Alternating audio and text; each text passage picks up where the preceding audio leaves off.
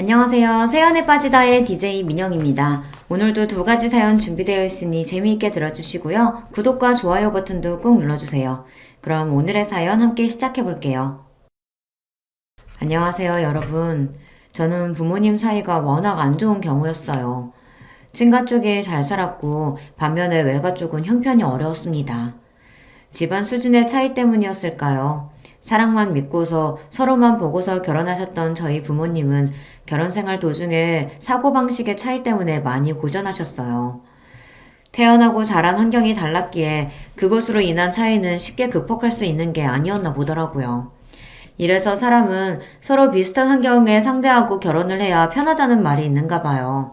사실 그렇다고 하더라도 서로를 배려하고 위하고 양보하는 자세만 있었다면 어떻게든 난관을 이겨나갔겠지만 저희 부모님께서는 해당이 안 되었던 것이겠죠. 부모님은 양가의 반대를 뒤로하고 결혼하셨던 분들이에요. 그래서 양가 어른들이 저희 부모님을 바라보는 눈초리가 내내 곱지 못하였죠. 지지를 계속 얻지 못했습니다. 아버지가 1남 3녀 중에 유일한 아들이신 분이거든요. 그리고 친가는 워낙 아들을 우선시하는 가풍이 있었고요. 내가 일찍부터 우리 아들 좋은 집 아가씨라든지 그게 아니면 많이 배워서 고상하고 지적인 인물하고 결혼시키려고 했었어. 에이, 근데 어디에도 해당되지 않는 그런 며느리를 맞을 줄 상상도 못했네. 친어머니께서는 저희 엄마를 당연하다면 당연하게 처음부터 무척이나 마음에 안 들어 하셨습니다. 집안이 좋은 것도 아니고 돈이 있는 것도 아니고 가방끈이 길거나 하면 모르겠는데 그것도 아니면서 특별히 잘난 구석도 없었거든요. 친할머니의 눈에 비친 저희 엄마의 모습은 그야말로 빵점짜리 며느리였다고 합니다. 그래서 기함을 하셨으나 결국에는 자식 이기는 부모 없다는 말처럼 결혼을 강력하게 고집하시는 아버지의 뜻을 꺾지 못하셨던 거예요. 외가는 또 외가 나름대로 엄마가 집안 수준 차이 나는 사람하고 결혼하겠다고 그러니 난리였고요. 그 집안에서 널 반기지도 않는데 너는 왜 구태여 그런 가시밭길을 걸으려고 해? 사람은 뭐든 자기 분수에 맞게 살아야 되는 거야. 그래야 마음 편안하고 행복한 거야 이거사. 너 잘 생각하고 결정해야 돼. 외할아버지께서는 안 봐도 앞날이 뻔하다고 여기시며 엄마에게 이 결혼을 하지 말라고 몇 번이나 말씀을 건네셨다고 해요. 그러나 당시 엄마의 귀에는 아무것도 들리지 않았던 것입니다. 뭐에 홀린 것처럼 그저 머릿속에는 아버지와 꼭 결혼을 해야 한다는 생각밖에는 없었다고 하네요. 이렇듯 양가의 여론이 좋지 못한 상황에서 억지로 강행하여 결혼을 하게 되었는데 그러고 나서 아버지가 좋은 모습을 보이며 잘 사시지 못했거든요. 솔직히 친가에서 아버지보다 고모들이 생김새만 딱 보아도 더 눈빛들에 힘이 들어가 있어요. 아버지는 어딘가 한량스러운 그런 분위기를 풍기시는 분이고요. 그런 분이 당시에는 나이도 젊으셨으니까 한마디로 나이를 허먹어서 철이 없는 분이셨죠. 처자식을 책임지며 늠름한 가장으로서의 모습을 보이셔야 할 아버지가 되려 더더욱 한심한 행보를 보이시는 것에 친할아버지께서는 상심이 너무 크셨던 나머지 어느 날 뒷목 잡고 쓰러지셨습니다. 아들놈을 아주 잘못 키워도 한참 잘못 키웠어. 정신 차릴 거라고 믿었었는데 이제는 가망도 없어 보이는구나. 자기 처자식도 제대로 돌보지 못하는 저딴 놈이 어떻게 희망이고 미래가 있어. 다 끝난 거야. 끝났다고. 하다 이제는 아버지가 노름판을 기웃거리기까지 하셨던 그런 무렵에 벌어진 일이었어요. 친할아버지께서는 쓰러지신 이후로 건강에 직격탄을 맞으셨고요. 점점 더 악화만 되어 가셨고 회복세는 꿈도 못 꾸었습니다. 당신의 아들이 원망스럽다고 하시며 몸져 누우신 친할아버지를 바라보시는 동안 친할머니의 속에 열불이 타오르고 있었죠. 크게 분노하신 나머지 친할머니께서는 이제 당신의 아들로부터 등을 돌리고 사시겠다 선언까지 하고 마셨어요. 친할머니로 하여금 못난 아들 쳐내고 원흉인 며느리하고도 선을 딱 그어라. 이렇게 행동하시도록 옆에서 열심히 부추긴 존재들이 있었으니 그분들이 바로 제 고모들이었습니다. 뒤에서 고모들이 그런 공작까지 벌이고 있는데 저희 엄마가 뭘 어떻게 당해내실 수 있었을까요? 그저 팽하면 팽하는 대로 팽 당하셨고요. 원망의 화살이 날아오는 대로 그걸 맞고 쓰러지시는 것밖에는 하실 수 있는 게 없었습니다. 결혼 생활에서 돈과 사랑 둘 중 어떤 것이 더 중요할까요? 결혼은 사랑을 가장 큰 전제로 하는 행위죠. 그러나 확실한 건 돈이 없으면 살기 힘든다는 것입니다. 이상과 현실은 언제나 다른 법이잖아요. 사랑이 이상이라면 돈은 현실이었습니다. 잘 사는 쪽인 친가의 외면을 받게 되자 그것만으로도 저희 집은 어려워졌습니다. 우선 아버지가 마음을 전혀 다잡지 못하셨고요. 그로 인해 엄마도 더더욱 힘들어 하셨죠. 두 분의 입에서는 언제나 돈 타령이 흘러나왔습니다. 그놈의 돈이 사람을 얼마나 예민하게 만들고 또 비참하고 처절하게 만드는지 저는 부모님의 날이 선 대화들 덕분에 아주 어렸을 적부터 깨우쳤었네요. 결국 제가 9살이 되었을 때 부모님이 따로 살기 시작하였습니다. 별거 생활이었고요. 이듬해 아예 이혼을 하셨습니다. 저는 친오빠가 한 명 있었는데요. 저보다 7살이나 많았어요. 나이 터울이 좀 있죠. 부모님이 이혼하시고 나서 오빠가 아버지와 살았습니다. 저는 엄마와 살았고요. 이혼하신 뒤 그리 얼마 지나지 않아 아버지는 새로 어떤 분을 만나기 시작하신 것 같았어요. 얼핏 그런 이야기가 들려오자 외할머니께서는 당장에 눈이 휘둥그레져 지금 이럴 때가 아니라며 하루라도 더 빨리 서둘러서 재혼을 하는 게 좋지 않겠냐며 그때부터 엄마를 들들 볶으셨어요. 아버지 쪽에 소식이 들려오자 괜히 마음이 조급해지면서 엄마의 재혼 문제를 빨리 서두르는 게 좋겠다는 판단이 드셨던 모양입니다. 더 늦기 전에 승부 봐야지. 네? 승부라뇨? 엄마는 대체 무슨 승부를 이야기하시는 거예요? 야 이거사, 여자는 나이가 경쟁력이고 생명력이야. 하루라도 더 젊을 때 남자 새로 만나야 돼. 너 정신 똑바로 차려, 알았지? 외할머니께서는 진작에 안 될 것 같아서 반대했던 그딴 결혼 생활 따위는 없었던 것으로 당신은 이미 그렇게 생각을 하고 계신다고 하며 엄마에게 새로 남자를 만나 새로 가정을 꾸리는 것에 집중하라고 목소리를 높이셨습니다. 엄마는 내키지 않는다는 표정으로 한숨을 푹푹 쉬고 다니셨고요. 그리고 제가 마음에 걸린다는 듯 재혼 이야기가 나올 때마다 자꾸만 저를 쳐다보셨어요. 저는 그런 시선을 받는 것만으로도 부담스러웠던 것 같아요. 마치 제가 엄마의 새 출발에 있어서 걸림돌이라는 낙인이라도 그때마다 찍히는 기분이었거든요. 저의 그런 느낌은 완전히 착각이 아니었나 봅니다. 외가에서는 여자가 남자를 잘 만나서 기대고 의지하며 사는 게 선택이 아닌 필수라고 하며 계속 엄마의 재혼을 추진하였어요. 그러면서 저는 내쳐졌어요. 엄마가 재혼을 하셔야 하는데 저의 존재가 걸리적거린다면서 외할머니께서 유독 저를 싫어하셨거든요. 변변하지 않은 외가의 형편에 저를 도맡아 키우기도 부담스럽다고 하셨고요. 그 결과 저는 친가로 보내셔서 친할머니와 함께 지내게 되었습니다. 어쩌다 보니 그렇게 되더라고요. 친할아버지께서는 돌아가신 뒤였고요. 저는 중학교 입학 직전부터 친할머니와 살게 되었습니다. 당연히 그걸 제가 원해서 그렇게 된 건 아니었고 순전히 어른들의 사정으로 그리고 어른들의 결정으로 그렇게 되었으며 저는 거부할 엄두도 못 낸 채 그냥 따랐을 뿐이었습니다. 오빠는 대학생이라 바빴고 자기만의 생활을 독립적으로 이미 하고 있었어요. 아버지는 대관절 어디에서 뭘 하고 지내시는지 그때부터 제가 알 일이 없었고요. 엄마는 등 떠밀려 재혼을 하신 상태였죠.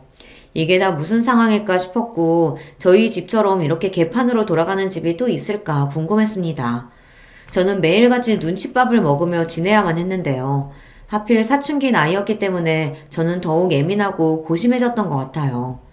이래나 저래나 결국 친할머니께서 저를 허락해주시고 받아주신 것이었기 때문에 제가 같이 살 수 있었으므로 고모들은 이 부분을 무척이나 못마땅하게 여겼습니다. 저 때문에 고모들이 친할머니와 감정적으로 자주 싸우고 다투는 모습을 보게 되어 마음이 불편한 따름이었네요. 엄마도 정말 이러시는 거 아니에요. 너무하잖아요.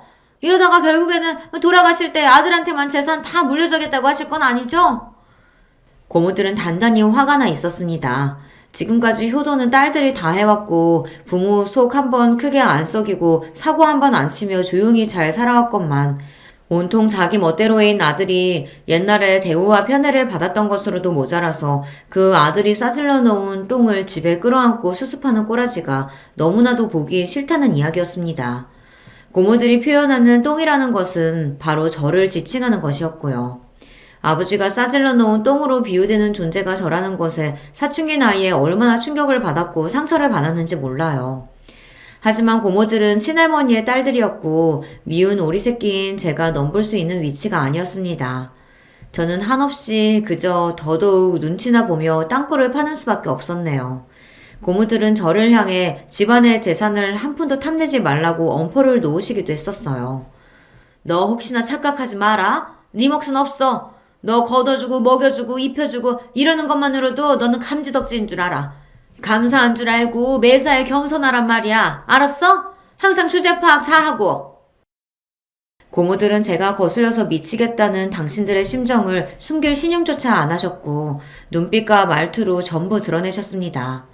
노골적으로 누군가로부터 미움을 받는다는 건 정말 괴롭고 힘든 일이었어요. 아무리 의연해지려고 해봐도 마음 먹은 것처럼 되지를 않았죠. 괜찮은 척을 하는 것조차 너무 힘들었어요. 차라리 고모들이 아예 친할머니와 심각하게 싸우고 사이가 틀어져서 서로 안 보고 살게 되면 좋겠다고 그런 기도를 속으로 할 정도였죠. 하지만 야속하게도 그런 일은 일어나지 않았고요. 고모들은 꾸준히 친할머니께 안부를 전해왔으며 종종 찾아오시는 경우도 있었습니다. 저는 집에 고모들이 와 있을 때면 한 공간에 있는 것도 불편해서 일부러 계속 밖에 있었어요. 정처 없이 길을 떠돌다가 한참 만에 집에 돌아갈 때도 있었고요. 어머나, 너 이제 오니? 뭐 하다가 이제 와? 이런 늦은 시간에. 아, 고모 계셨어요? 그게 오늘 학원이 좀 늦게 끝나서요. 고모들이 이미 가신 줄 알았다가 집에서 맞닥뜨리면 심장이 바닥까지 내려앉는 기분이었습니다. 우물쭈물 억지로 핑계를 대고 나면 오만 잔소리가 날아들었댔죠. 학원비가 얼마냐, 학원은 어디 동네로 다니냐, 너 성적 얼마나 나오냐, 목표 대학은 어디냐, 지금 용돈은 얼마 받냐, 이런 질문들은 제 숨통을 조여왔습니다. 고모들은 망설임 없이 저를 애물단지라고 칭하였어요. 얘가 보니까 서울대 갈 머리도 아니라서 공부 쪽으로 기대하긴 글렀어. 돈만 잡아먹는 괴물이지. 완전 민폐 덩어리가 따로 없어. 제가 남의 집에도 아니고 당신들의 친조카인데 어떻게 말을 그렇게 무정하게 하실 수 있냐고 그렇게 따져먹고 싶은 것이 본심이었으나 매번 꾹 참았습니다. 저는 얹혀 사는 입장이었고 민폐만 끼치는 존재였는데 성질머리까지 더러우면 큰일 날 것 같아서요. 쫓겨나기라도 하면 그때는 정말 막막해지는 것이었습니다. 저를 받아주신 친할머니를 실명시켜드리는 것도 무서웠고요. 그래서 착하고 조용하기라도 해야겠다는 일념하에 그렇게 굴었어요. 고모들이 친할머니와 감정적으로 그렇게 다투면서도 왜 자꾸 왕래를 이어가는 건지 저는 원망스러운 궁금증을 품었는데요. 그 이후로 머릿속에 자연스레 돈이라는 글자가 떠오르더군요. 더 구체적으로는 친가 집안의 재산 말입니다. 그 재산 때문에 고모들이 그러시는 것 같았어요. 그런데 저는 친할머니께서 돈을 잘 쓰시는 걸 본 적이 없었습니다. 그래서 잠시나마 집안의 재산도 썩 그렇게 마땅히 없는데 고모들이 괜히 가장스럽게 호들갑을 떠는 것인가 싶기도 했었는데요. 상황이 돌아가는 걸 가만히 살펴보니 친할머니께서 일단 재산을 쥐고 계시는 것은 맞는 것처럼 보이더군요.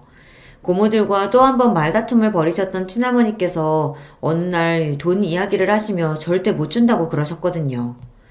내가 죽어서 두 눈두덩이에 흙이 덮이기 전에는 절대 그 돈 못 줘. 그렇게 되기 전에는 나한테 재산 같은 건 없다고 생각하고들 살아라. 먹고 죽을래도 돈 같은 거 없으니까 하여간 그런 줄 알아. 생각에 아주 완고하신 것 같았습니다. 친할머니께서는 일절사치를 안 부리셨어요. 제가 아주 어렸을 때보다 나이가 더 드시면서 더더욱 지출을 줄이시는 것 같은 느낌이었습니다. 정확히는 친할아버지께서 돌아가신 이후 그렇게 노선을 정하신 모양이었는데요. 돈 문제 때문에 학을 떼셔서 일부러 자린고비처럼 지내시는 듯하였습니다. 자꾸만 집안에서 돈, 그놈의 돈 이야기가 나올 때마다 저는 자동으로 움츠러드는 것 같았어요. 저는 돈 한 푼 안 벌면서 축내기만 하는 입장이었으니까요. 학생이고 미성년자라서 당연히 어쩔 수 없는 문제였지만 이상하게 저는 마음이 편하지 않았고 매번 좌불안석으로 눈치가 보였습니다. 고모들이 하도 저를 못마땅하게 바라봐서 더욱 그렇게 되었나 봐요. 게다가 제가 고등학교에 다니고 있었을 때 엄마가 이혼을 하셨거든요. 두 번째 이혼이었죠. 그 소식에 친할머니께서는 오만상을 쓰시며 한숨을 크게 내쉬셨는데요. 고모들은 한동안 저희 엄마 이야기로 열심히 입을 움직이셨는데 내용은 전부 욕밖에 없었습니다. 엄마를 흉보는 흐름은 자연스레 그 딸인 저 또한 욕하는 것으로 대부분 그렇게 이어졌었고요. 제 고개는 더더욱 아래로 처박히게 되었죠. 불행하고 안타깝게도 엄마는 재혼했던 아저씨한테 맞고 사셨던 모양이었습니다. 그 아저씨는 사람 때린 것도 모자라서 바람까지 피웠다고 하네요. 한마디로 인간 말종이었던 거죠. 비록 당신이 맞고 사셔도 꾹 참으셨던 엄마는 그 아저씨가 불륜을 저지르는 바람에 이혼을 당하시게 되자 망연자실하셨어요. 이렇게 될 줄 알았다면 내가 왜 미련하고 멍청하게 참고만 살았을까? 이혼을 또 해서는 안 될 거라는 생각에 그저 꾹 참고 견디는 게 능사라고 여겼는데 전부 부질없었구나. 내가 천하의 바보였고 어리석었어. 지난 날이 후회된다. 내 인생을 어디서 보상받을 수 있을까? 누가 내 아픔과 억울함을 알아주기나 할까? 엄마의 두 번째 이혼으로 외가는 초상집 분위기가 되었고요. 엄마는 너무 힘들어하시며 이모에게 하소연을 늘어놓으셨다고 합니다. 그러나 이모는 엄마의 괴로움을 감당하기 벅차다고 하시며 처음에는 들어주고 맞춰주는 척 하시다가 이내 슬그머니 발을 빼고 마셨어요. 한동안 이모는 연락두절 상태로 지내셨어요. 엄마의 문제로 골치 아픈 상황을 같이 겪기는 싫다는 뜻이었습니다. 외할머니께서는 화병에 걸려 알아 누우셨고요. 저는 그때 제가 할 수 있는 거라고는 숨죽여 가만히 있는 것과 공부뿐이었습니다. 그나마 학교에서 하루 종일 시간을 보내는 고등학생이라 다행이라는 생각을 몇 번이나 했었네요. 집에서 친할머니를 마주치는 그 짧은 시간도 당시에 저에게는 부담이었던 것 같아요. 무슨 소리를 들을지 겁이 났습니다. 혹시나 고모들을 마주칠까봐 주말에도 눈을 뜨는 대로 후다닥 준비를 마치고 독서실이나 도서관으로 향했었죠. 그렇게 고등학교 생활이 끝날 때까지 집에서는 거의 잠깐 잠만 자면서 그렇게 지냈던 것 같습니다. 그랬던 제가 재수 생활은 꿈도 꿀 수 없었죠. 대학은 무조건 한 번에 가야 했었는데요. 그럭저럭 괜찮은 대학교에 합격할 수 있었습니다. 할머니께서는 저에게 수고 많았다고 하시며 흔쾌히 등록금을 내주셨었죠. 그리고 고모들은 이제 성인이 되었으니 저보고 집을 나가서 살라고 입을 모으셨어요. 설마 계속 빌 붙어서 지낼 건 아니지? 생활비는 받아서 쓴다고 해도 사는 것만이라도 나가서 살면 안 되겠니? 네 오빠는 대학생 되자마자 그렇게 지냈잖아. 너도 그렇게 해야지. 지금 생각해보면 서럽게 짝이 없는 고모들의 그런 언행을 제가 일방적으로 참기만 해야 했다는 것이 어처구니가 없네요. 하지만 당시에는 그저 입을 꾹 다무는 수밖에 없었어요. 저도 나가서 살 수만 있다면 그것이 최선이라고 여기고 있었기에 당장 자취생활을 시작했습니다. 할머니께서는 나이도 어린 여자애가 혼자서 어떻게 살겠냐며 걱정하셨지만 당시에 저는 그게 어느 정도 가식일 거라고 여겼던 것 같아요.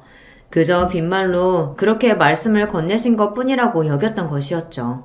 얼떨결에 떠맡다가 꽤 오래 감당하고 있어야 했던 짐, 그게 바로 친할머니에게 저라는 존재였을 텐데 제가 눈치껏 사라져 드리는 게 좋을 것 같더라고요. 양심적으로 구는 게 맞을 것 같았어요. 그래서 자취생활을 바로 시작했었고 전공이 같은 한 살 위 언니하고 학교 인터넷 게시판을 통해서 알게 되어 같이 룸메이트 생활을 하며 돈을 아낄 수 있었습니다.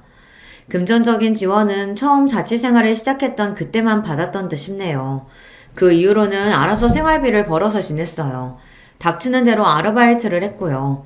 그런 생활에만 몰두하면 성적 관리가 안 되니 남은 시간에는 학교 열람실에 처박혀서 지냈습니다.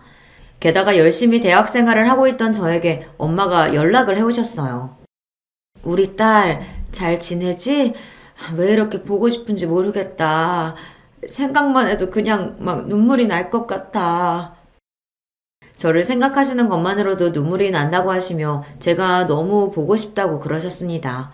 다른 사람도 아니고 저희 엄마인데 그렇게까지 말씀을 하시니까 솔직히 한편으로는 어이가 없다가도 무시가 안 되는 거예요. 너무 피곤한 일상 가운데서도 엄마를 만났었죠.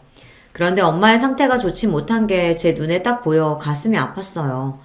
엄마는 잘 웃으시며 이야기를 하시다가도 갑자기 힘이 쭉 빠진 모습으로 스스로를 비하하는 욕을 중얼거리셨고요. 만약에 당신이 갑자기 이 세상을 떠나게 되더라도 제가 너무 많이 놀라거나 슬퍼하지 않았으면 좋겠다는 소리를 거듭하셨습니다. 그 모습을 보니까 제가 불안해지더라고요. 엄마의 정신 상태가 온전하지 못하다는 게 너무 잘 느껴졌어요. 그래서 고민하다가 외할머니께 직접 연락을 드렸어요. 그랬더니 외할머니께서 딱 이런 말씀을 하시더라고요. 힘든 걸로 따지면 내가 제일 힘든데 내가 제일 속상하고 내가 제일 괴롭고 내가 제일 죽을 맛인데 너는 이런 할미한테 웬 소리를 하는 거니? 그런 말씀을 하시니까 제가 말문이 자동으로 막혔습니다. 그렇다고 하시는데 거기다 대고 제가 뭐라고 말씀을 드리겠나요? 엄마가 그동안 의지할 곳 하나 없이 심적으로 방황을 크게 하시며 너무 힘드셨겠구나 싶어 제가 잘 돌봐드려야겠다는 마음을 먹게 됐었죠. 저라고 해서 그게 달가웠던 건 아닙니다. 저야말로 제 코가 석자였다고 말씀을 드리고 싶네요. 너무 힘들었어요. 하루 24시간이 부족했고 몸이 10개라도 지칠 지경이었습니다. 그런 저의 일상에 엄마라는 제가 돌보고 신경을 써야 할 존재까지 끼어드니까 이제는 아예 죽을 맛이었죠. 그냥 정신력으로 이를 악물고 버텼던 것 같아요. 그러는 수밖에 없었으니까요. 그때 하루하루를 너무 악착같이 지냈기 때문에 저는 대학 시절을 회상하면 별다른 캠퍼스 추억 같은 게 없어요. 피곤해서 사람들이 많이 지나다니는 도서관 건물 앞에 벤치에서 코를 골며 잠들었던 일화라든지 새벽까지 열람실에서 공부를 하다가 코피가 나서 화장실로 달려가던 도중 넘어졌던 일화라든지 그런 것들밖에는 이렇다 할 일도 없었죠. 죽어라 노력해서 졸업까지 무사히 했었고 쉬면 안 될 것 같아서 무작정 빠른 취업부터 했었습니다. 그때도 왠지 친할머니나 고모들의 눈치가 보였던 것 같아요. 고모들이 제 쪽을 주시하면서 혹시나 집안의 원조를 바라는 건 아닐지 감시하는 기분이 계속 들었기 때문입니다.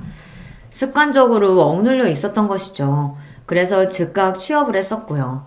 그러고 나서 입사 한 달 뒤 첫 월급을 받았었는데 기쁘고 성취감이 들다기보단 되게 허무하고 머리가 멍해지더라고요. 속으로 내가 왜 취업을 했고 내가 왜 이러고 살지? 내가 원하는 건 뭐지? 돈을 많이 버는 건가? 벌어서 근데 뭘 어쩔 거지? 이런 질문들만 끊임없이 들어 괴로웠던 것 같아요. 마음의 병을 앓고 계시는 엄마에게 의지할 수도 없고 내가 더 이상 짐이 되어서는 안 된다는 그 압박감이 제 스스로의 목을 조르고 있었던 걸 그때 깨달았습니다. 저 같은 사람은 함부로 연애를 하고 결혼을 꿈꾸면 안 될 것 같았어요. 나 같은 사람은 누구 만나서 결혼해봤자 잘 살기는 진작에 글렀을 거야. 좋은 조건의 사람 운 좋게 만나서 결혼한다고 해도 결국 엄마와 같은 꼴이 되겠지. 엄마의 전철을 밟을 게 틀림없어. 많이 지쳐버렸던 저는 꽤나 비관적인 자세를 가지고 있었습니다. 부모님의 이혼 이후 거의 소식을 주고받지 않으며 지냈던 친오빠였는데요. 그런데 신기하게 오빠도 결국 저와 비슷했던 모양이더라고요. 외국으로 아예 떠난다는 연락을 받게 되었어요. 살면서 겪어온 이런저런 상황에 질리다 못해 아예 이 나라를 떠버리고 싶다는 생각을 진작부터 해왔다고 하더라고요. 비록 친밀한 남매 사이는 아니었으나 같은 환경을 공유했다는 것만으로도 동질감이 느껴져서 그제서야 비로소 오빠가 가깝게 느껴졌던 순간이었네요. 연락을 주고받자며 약속을 했었고 각종 연락처를 그때 교환했었고요. 오빠가 혼자서 몰래 여러 가지 준비를 해왔다가 외국으로 호련히 떠나버리자 아버지도 그것에는 충격을 받으신 모양이었습니다. 이놈의 망할 집구석 때문에 내가 내 아들하고 정상적으로 지내지도 못했어. 그런데 희한하게 화살을 집안에게 돌리시더군요. 집안이 이상해서 오빠가 떠난 거라고 하였습니다. 아버지는 그동안 사실혼 관계에 있는 아주머니와 지내오신 바였어요. 그러면서 오빠는 뒷전이었습니다. 그러셨던 주제에 아들에게서 아버지 대접은 받고 싶었던 모양이더라고요. 그게 깨지니까 괜히 분해서 애먼 곳에 화살을 돌리셨던 것이었죠. 그리고 고모들은 폭발하였습니다. 본인이 똑바로 안 해놓고 여태까지 한 번이라도 똑바로 살아본 적이 있었어? 자기 아들 자기가 등한시 해놓고서 왜 애먼 사람들을 잡아? 그러면서 그때 고모들이랑 아버지가 대판 싸웠습니다. 그동안은 똥이 더러워서 피하지 무서워서 피하는 것은 아니라는 식으로 고모들은 아버지를 무시했었고 아버지 또한 고모들을 모른 척 했었거든요. 그런데 이때 제대로 맞붙은 것이었죠. 당연히 쪽수가 많은 쪽이 우세할 것처럼 보였으나 아버지에게는 우군이 있었습니다. 바로 친할머니 말입니다. 자식 문제로 골머리 앓고 있는 사람한테 너희는 그러고 싶니? 너희들은 어쩜 그렇게 매사에 냉혈하니야? 평생 그 모양이구나. 고모들에게 일침을 놓으셨습니다. 그러자 고모들이 굉장히 기가 막혀 하시며 절대로 아버지 같은 한심한 인물이 집안의 재산을 밖에 두진 않을 테니 두고 보자는 말씀들을 남기셨어요. 재산 이야기가 나오니까 그때 아버지가 발끈하셨고요. 그러면서 고모들과 2차전을 벌이셨고 완전히 사이가 틀어져 버렸습니다. 그런데 저는 어쨌거나 아버지의 자식이었고 그러면서 아버지로부터 완전히 잊혀진 자식처럼 여겨지며 친할머니와 7년간 살기도 했던 그런 존재였고요. 그러니까 집안에서 제가 되게 애매한 위치였습니다. 이럴 때일수록 저는 늘 그랬듯이 조용히 숨죽이고 있는 게 능사라고 여기며 가만히 있었습니다. 아무 소리도 안 했고 아무 참견도 안 했어요. 여전히 돈 달라는 요구도 안 했고요. 제 힘으로 알아서 살았습니다. 그런데 상황이 공교롭게 돌아가더군요. 고모들의 자식들이 마치 짠 것처럼 연이어 줄줄이 사고들을 쳐댔고 각자 안 좋은 일들이 벌어졌거든요. 한 해의 경우를 가져와 보자면 아니 밤중에 뺑소니 사고를 치고 달아나다가 경찰에게 붙잡혀서 인터넷 뉴스에 나오기도 했었습니다. 정말 별별 일들이 놀라울 정도로 계속 터졌고 고모들은 다들 난리가 났죠. 그러면서 당연히 전부 날이 섰고 예민해진 가운데 돈 이야기가 또 나왔어요. 친할머니와 그 과정에서 고모들이 크게 싸우기도 했습니다. 이제는 그냥 친할머니께서 돌아가실 때만 기다렸다가 그때 돈을 받겠다며 그런 소리들을 고모들이 공공연히 하시기도 하였는데요. 아버지는 정식으로 재혼을 하시겠다고 했다가 혼인신고를 앞두고서 바람을 피우시는 바람에 상대 아주머니한테 고소를 당하니 마느니 하면서 상황이 복잡하고 시끄러워졌고요. 한마디로 바람잘 날 없는 집안이었습니다. 외국에 훌쩍 떠나버린 오빠가 부러워질 수밖에 없었네요. 저는 그냥 하루하루를 지겹고 힘들어도 억지로 버티면서 살았어요. 일을 다니면서 엄마를 신경 쓰는 일상이었고요. 엄마는 차차 상태가 좋아져서 제법 보람도 있었습니다. 그러던 어느 날 이모가 귀농을 하시겠다고 그랬어요. 특수 작물을 키우면서 앞으로는 시골 생활을 하겠다나 뭐 그런 이야기였는데 특이한 점은 저희 엄마와 함께 가고 싶다는 뜻을 이모가 밝히셨다는 것입니다. 전에는 내가 신경을 많이 못 써줘서 그게 미안했고 내내 마음에 걸렸어. 항상 그 점이 살면서 미안하더라. 이모가 힘드셨을 때 외면하였던 것이 이모는 계속해서 마음에 걸리셨던 거예요.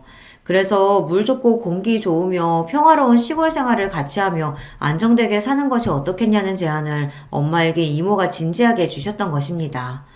이모가 진실된 마음으로 그렇게 물어보시는 것을 아시고서 엄마도 고민을 많이 하셨고요. 그러다가 결국 지금까지와는 다르게 살아보자는 결심으로 용기를 내시고 엄마는 귀농길에 같이 가시는 것으로 정하였습니다. 엄마가 시골에 가게 되셨을 때 저는 안도의 한숨이 나왔어요. 동시에 후련하기도 했어요. 기분이 이상하기도 했던 것 같아요. 말로는 표현이 안 되는 허무함이라고 해야 할까요? 그런 기분이었습니다. 가슴 한구석이 뻥 뚫린 것만 같아서 참 이상했네요. 그런 저를 눈치채셨던 것인지 시골로 간 지 며칠 지났을 때 엄마가 저와 통화를 하시며 물어보시더군요. 혹시 아직 결혼을 할 마음이 없냐고 말입니다. 곁에 누군가 의지되는 사람이 있고 마음을 나눌 상대가 있어야 좋을 것 같다면서 제가 결혼을 하면 참 좋겠다고 하셨어요. 당신은 저로 인해 회복이 많이 되어 좋아졌지만 반대로 저는 당신으로 인해 더 힘들게 희생하며 지난 몇 년을 보낸 것 같아 마음이 편하지 않다고 하셨어요. 그렇게 엄마는 우는 목소리를 내시기도 하였습니다. 저는 습관적으로 결혼 생각이 없다고 말씀을 드렸다가 엄마가 저에게 그게 진짜 네 본심이냐고 물어보셨을 때 갑자기 목구멍에 뭐가 걸린 느낌이 들었어요. 당연히 결혼 생활에 자신이 없어서 엄두조차 안 난다고 그렇게 딱 대답을 드리려고 했는데 그 순간 말이 입 밖으로 안 나갔습니다. 우물쭈물 망설이게 되더라고요. 사실은 제 마음속 깊은 곳에 사랑하는 사람을 만나 가정을 이루고 싶다는 그런 바람이 숨겨져 있었나 보더라고요.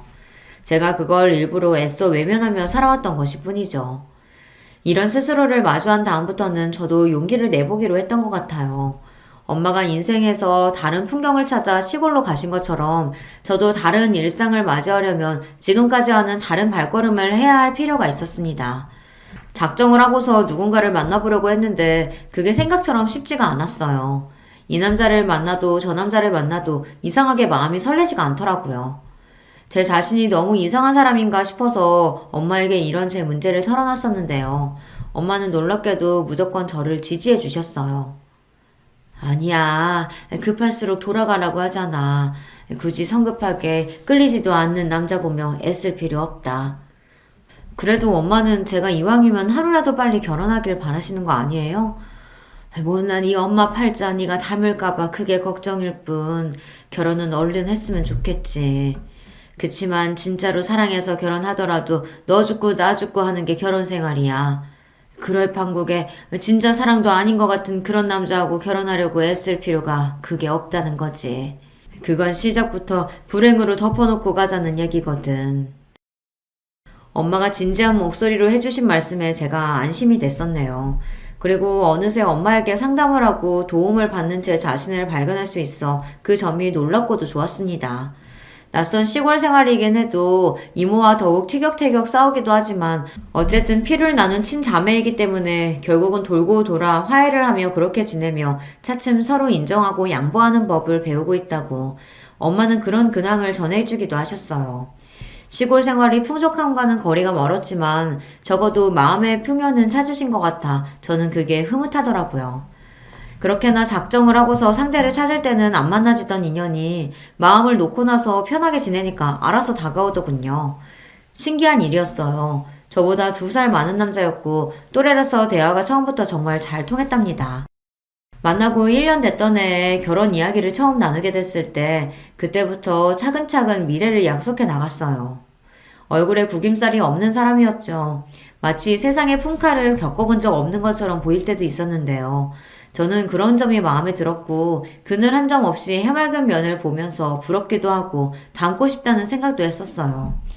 예비신랑 또한 저를 보며 본인한테 없는 부분을 신기해하였습니다. 제가 대학을 다니는 동안 그렇게나 많은 아르바이트를 해봤다는 사실을 처음에는 안 믿으려고 했었네요. 몸이 여러 개도 아닌데 어떻게 그럴 수가 있어? 그 많은 아르바이트를 다 해봤는데 그 성적 유지하면서 졸업까지 했었다고? 와, 말이 안 된다. 이건 진짜로 인간 승리라고 생각해. 대단하고 존경스럽기까지 하다. 나는 누가 나한테 돈 주면서 그렇게 살아보라고 해도 못할 것 같거든.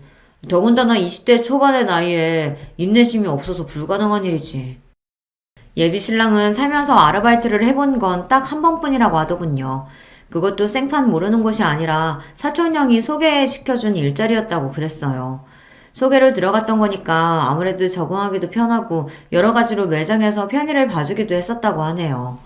역시나 저도 살면서 종종 느낀 바였지만 인맥만큼 유용하고 고마운 것은 없더라고요. 이런 것만 봐도 느껴지지만 예비신랑과 저는 결이 다른 사람이었습니다. 살아온 궤적이 완전히 달랐어요. 특히나 저는 가정 환경이 평범하지 않았잖아요. 예비신랑은 너무나도 평범한 가정 안에서 살아왔더라고요. 이런 차이가 있었죠. 그래서 저는 상반된 환경에서 살아온 저희 부모님이 끝내 결혼 생활을 잘 해내지 못하셨던 점이 생각나서 예비신랑과 제가 결혼해서 잘 살 수 있을지 걱정이 되기도 했었답니다. 결혼하고 싶은 마음이 있는 것과는 별개로 존재하는 걱정이었어요. 하지만 뭐든 직접 부딪혀봐야 아는 것이라는 믿음으로 예비신랑과 결혼하겠다는 마음을 돌리지 않았고요. 양가에 결혼하겠다는 뜻을 전하게 되었습니다. 엄마는 너무 잘됐다며 기쁘다고 해주셨고 아버지에게는 말씀을 드리려고 했다가 끝내 망설였고 더 나중에 알려드리는 쪽으로 정했습니다. 오빠한테도 연락해서 결혼할 것 같다고 말했고요. 그리고 친할머니께도 말씀을 드렸어요.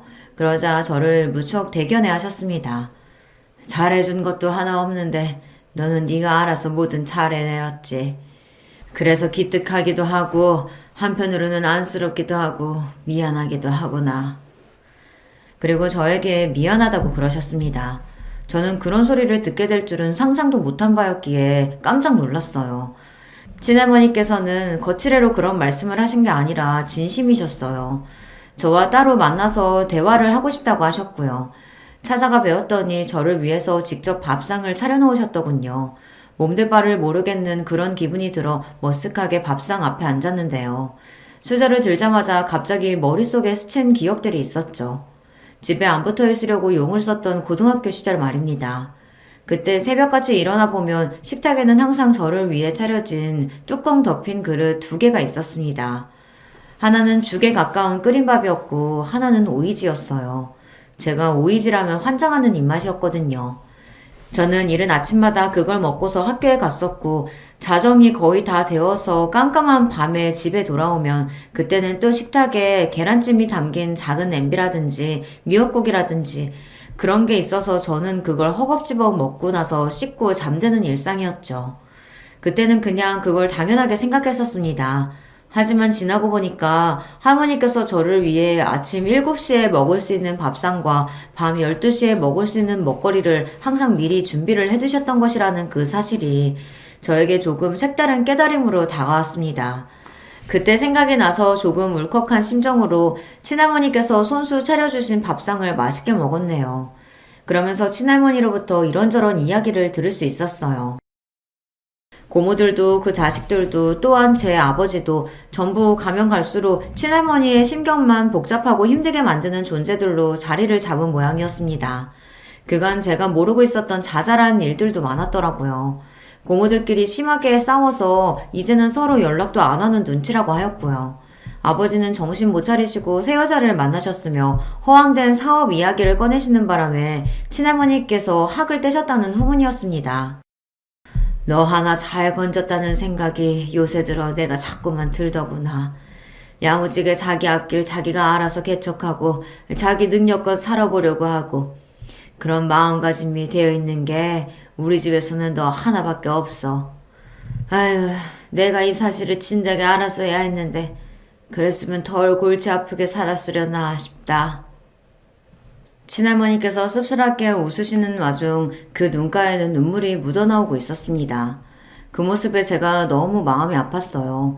그래서 그동안 못 부려본 손녀로서의 재롱이나 떨어볼까 싶어 제 딴에는 용기를 내어 여러 가지 이야기를 제잘거렸답니다. 그동안 제가 사회생활을 해온 이야기라든가 저희 엄마의 변화 같은 그런 이야기들을 실컷 떠들었더니 어느새 놀랍게도 4시간이 훌쩍 지나 있었더라고요. 시계를 보고 눈을 의심했었습니다. 그러고 나서 왠지 편해진 느낌이 들었었는데요. 친할머니 역시 마찬가지였는지 저를 배웅하시면서도 보내기 아쉽다는 표정을 짓고 계셨고 마지막까지 제 손을 꼭 잡아주시더라고요. 친할머니 댁에서 나오는 길에 올려다본 하늘이 유난히 깨끗해서 앞날이 다 잘 풀릴 거라는 예감이 들었더랬죠. 그로부터 몇 주 후 상견례를 하게 되었어요. 일단 상견례를 하면서 서로 간에 알아가자는 게 예비 시댁 측의 의견이었고 저도 동의했습니다. 그런데 문제는 그때 외할머니께서 갑자기 몸이 안 좋아지시는 바람에 이모 또한 발목을 크게 삐어서 치료를 받고 계시던 와중이었거든요. 그래서 엄마가 도저히 상견례에 참석하실 상황이 아니었어요. 상견례장에는 엄마 대신 친할머니께서 참석해 주시기로 하셨어요. 친할머니께서는 그런 자리에 당신이 가게 되셔서 너무 기쁘고 설렌다고 말씀해 주셨고 제 입장에서는 고맙고 감동적이었습니다. 예비 신랑에게도 그렇게 되었다고 알려주었고요.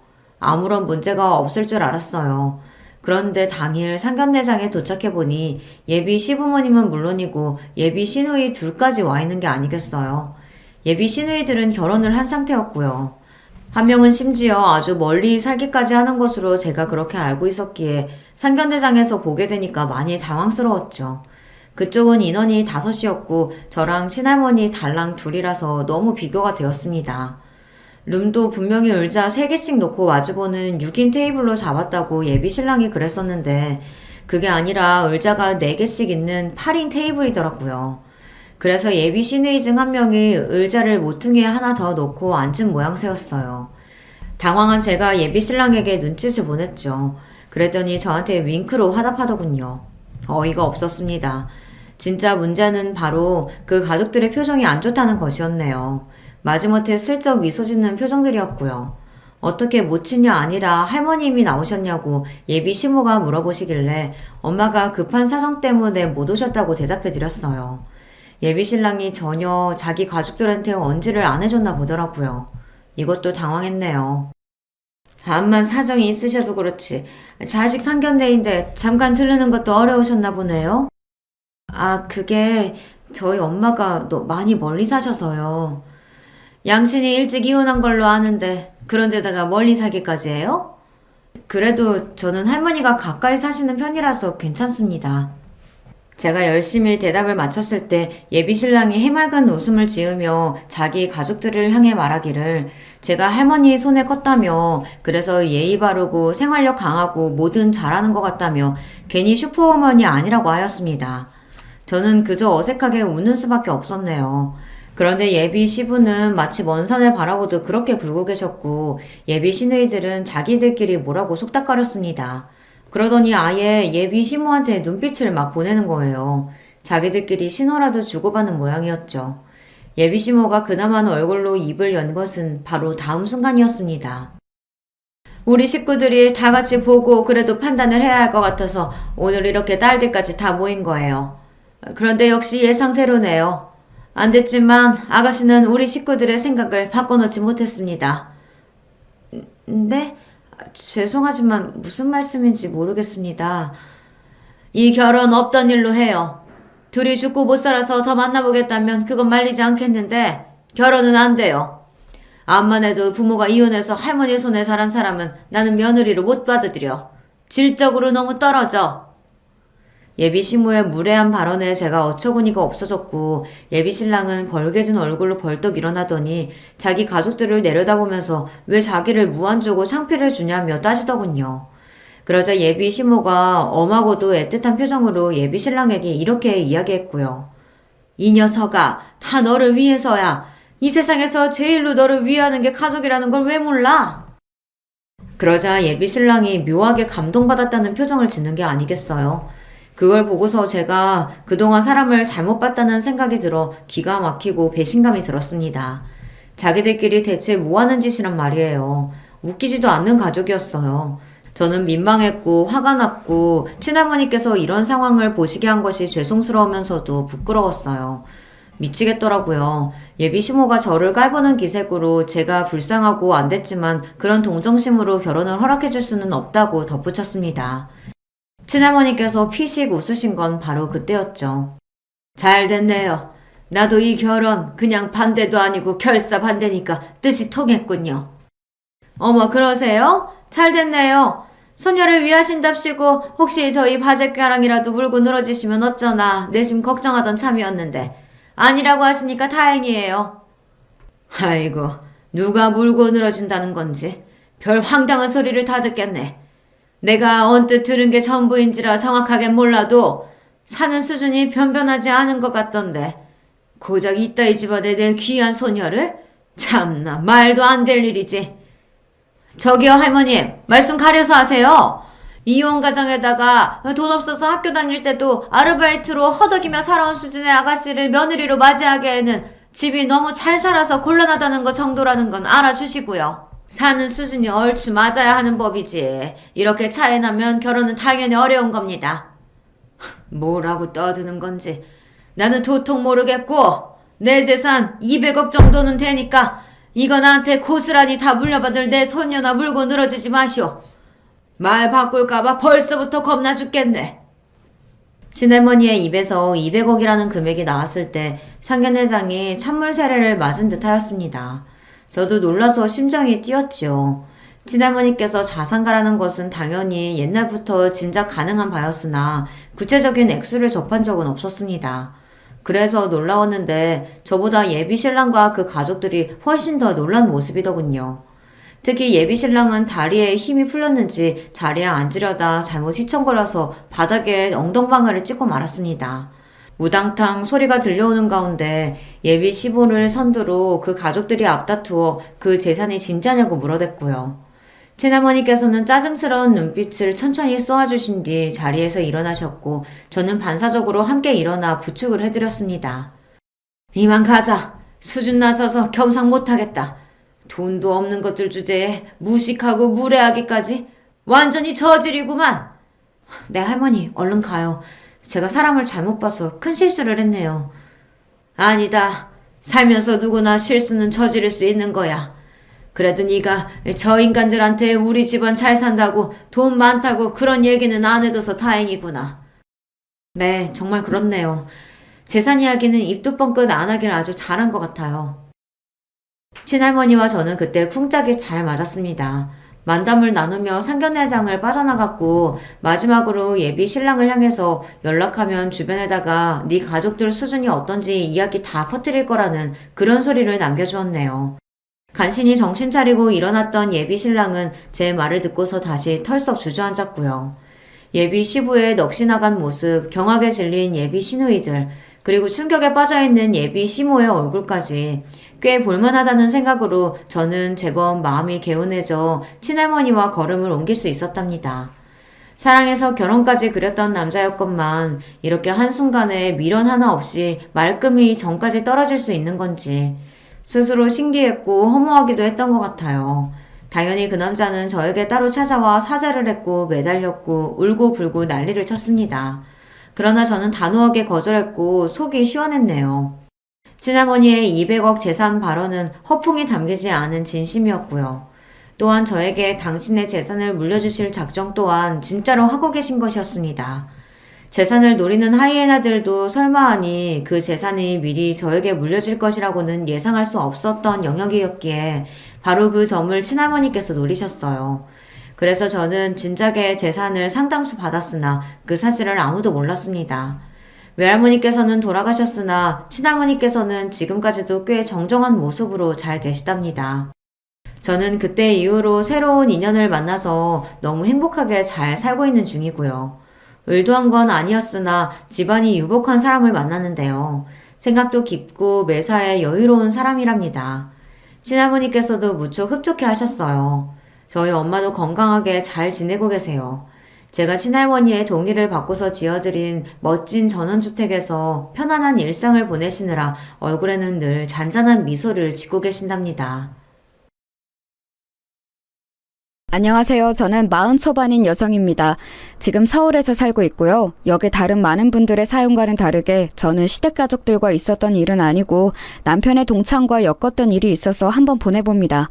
일단 저는 사법고시 출신의 변호사입니다. 사법고시라니 참 오래전에 폐지된 이름이죠.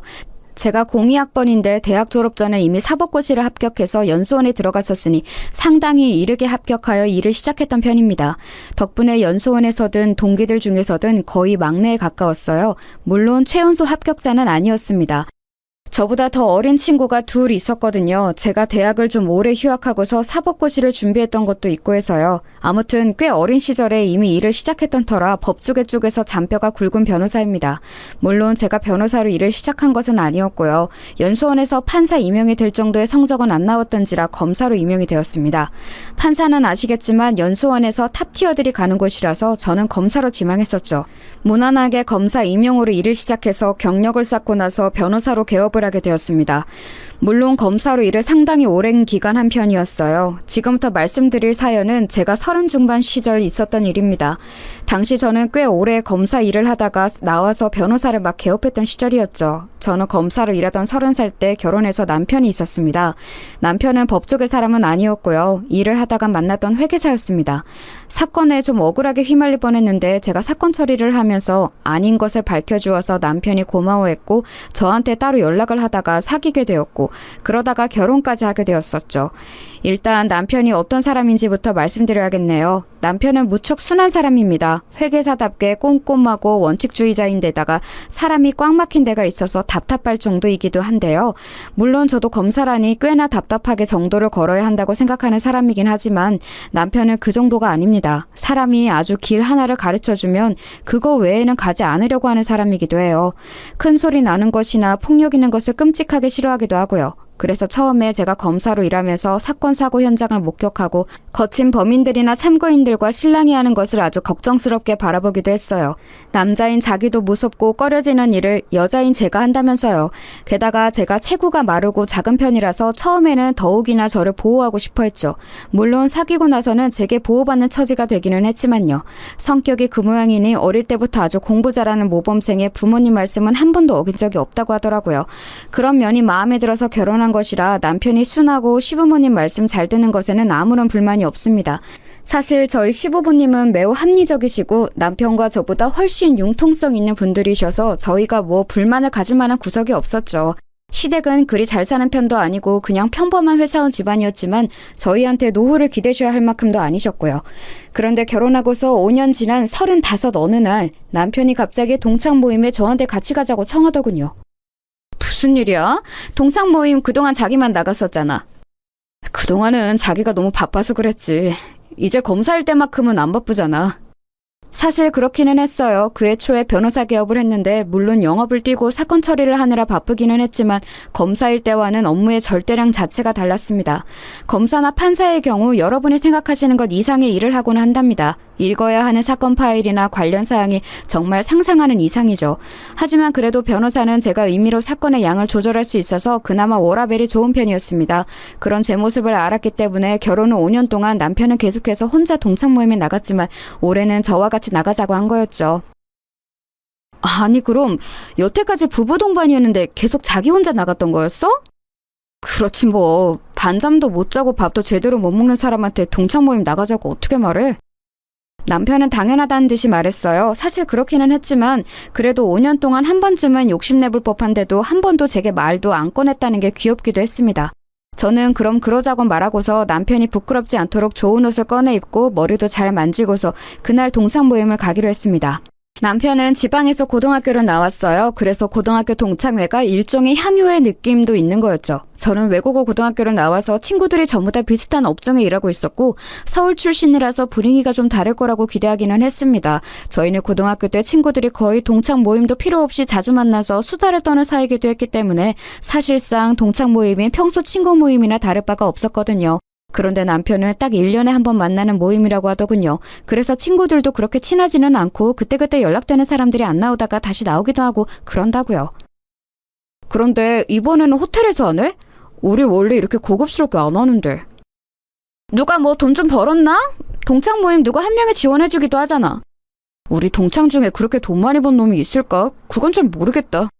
남편은 연신 고개를 갸웃거리더군요. 뭐 사업을 하는 사람이 있다면 얼마든지 갑자기 돈을 많이 벌 수도 있는 노릇이었으니까요. 그리고 여태 연락 안 되던 사람이 갑자기 나타났을 수도 있는 거고요.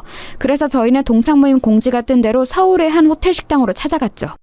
나름대로 큰 홀을 빌렸더군요. 호텔이라고는 하는데 그렇다고 정말 5성급 의리의리한 곳은 아니었고요. 그냥 적당한 곳이었지만 분명히 이 정도 인원의 모임을 하려면 돈이 많이 들었을 것임은 확실했죠. 거의 100여 명이 모인 상태였으니까요. 저희 때는 고등학교에 사람이 워낙 많았을 때였고 남편네 학교도 한 학년의 전교생을 합하면 거의 1000명 가까웠다고 했거든요. 이 정도면 그 숫자에서 적게 모인 거겠죠. 야 진석아 너 왔어? 그때 홀에 모인 사람들 중에서 누군가가 남편한테 말을 걸더라고요. 남편은 반갑게 인사하면서 악수했죠. 야, 너 결혼하고서 아내분 전혀 안 모시고 나오더니만 이렇게 같이 왔구나. 안녕하세요, 재수씨. 결혼식 때 뵙고 처음인 것 같네요. 그러고 보니 저희 결혼식 때 5년 전 한 번 왔던 분이었어요. 아마 동창 모임 때는 남편하고 빠짐없이 만났던 제법 친한 동창인 것 같았는데 저로서는 몇 년 전 한 번 만났을 뿐이니 알 수 없었죠. 아유, 여전히 미인이시네요. 여전히 검찰에서 일하시나? 친구가 말끝을 흐리면서 남편을 바라보자 남편이 고개를 저었어요. 아니야, 올해 변호사 개업했어. 아, 그러셨구나.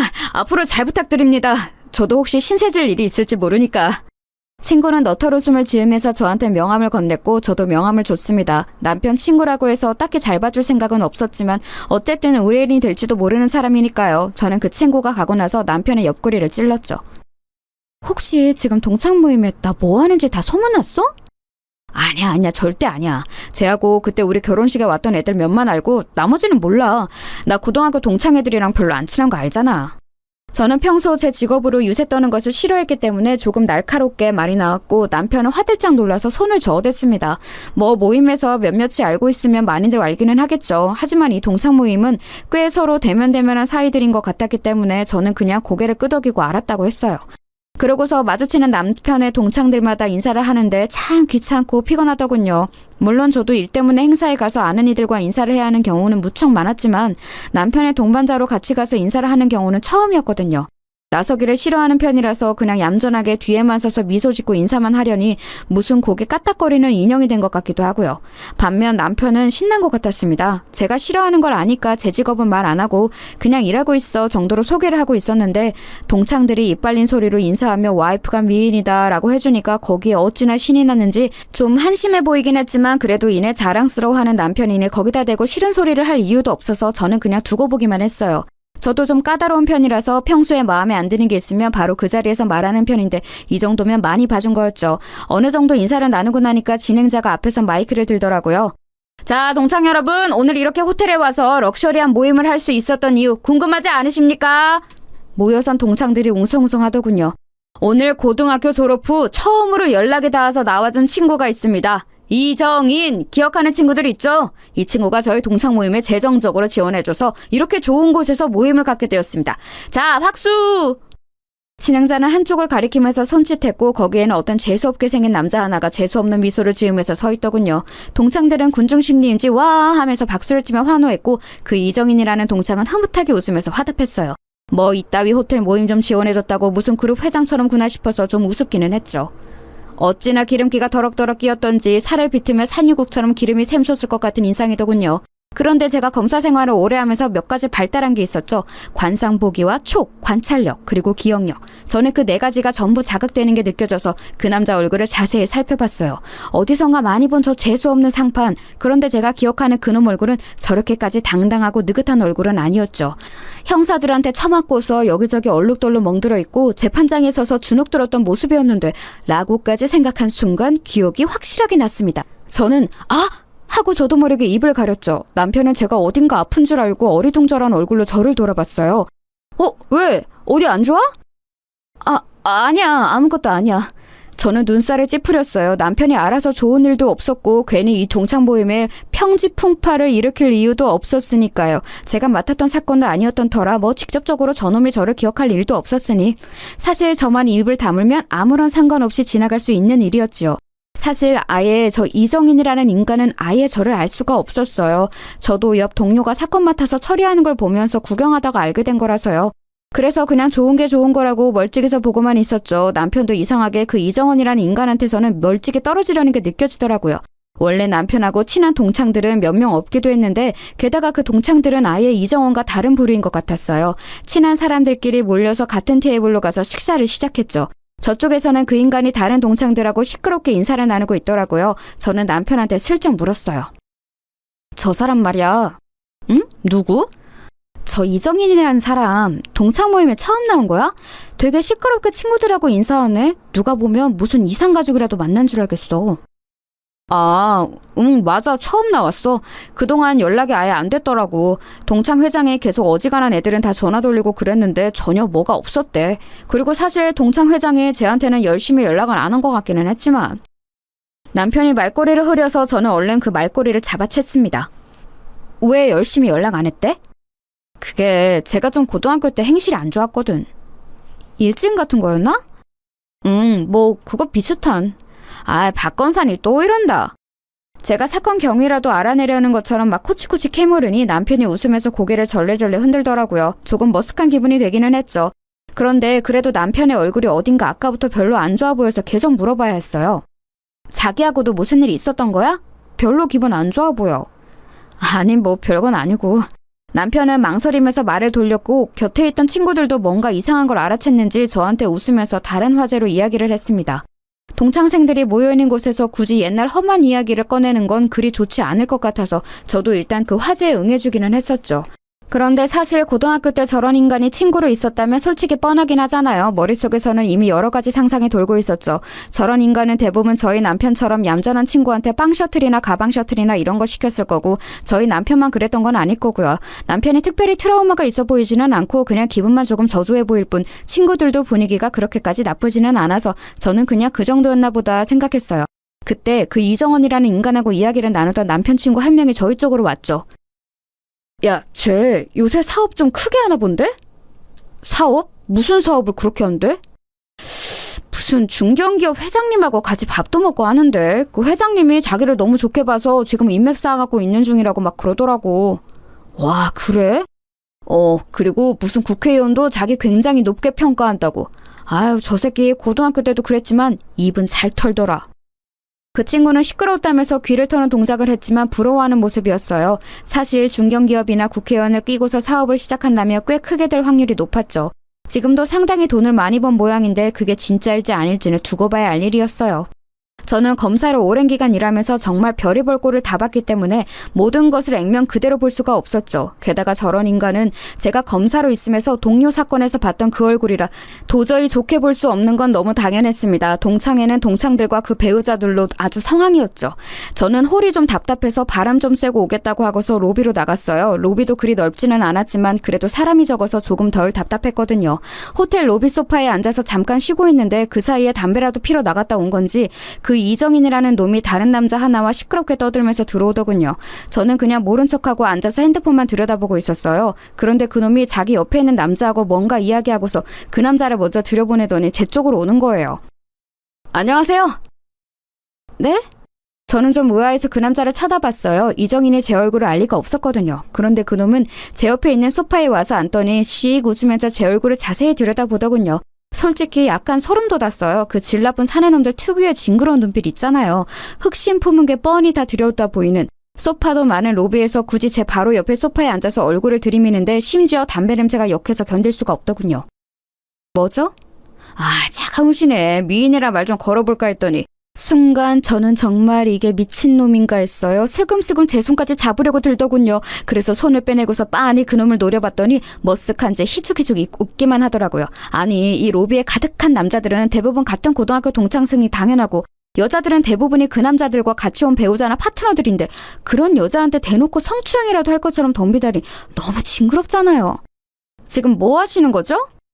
남자친구하고 왔어요? 아님 혼자? 저기 동창 모임에는 남편이 있어요. 그래요? 나하고 그냥 좀 잠깐 커피나 한잔 마실래요? 내가 별거 아닌 것 같아 보일지 몰라도 돈은 좀 있는 놈인데.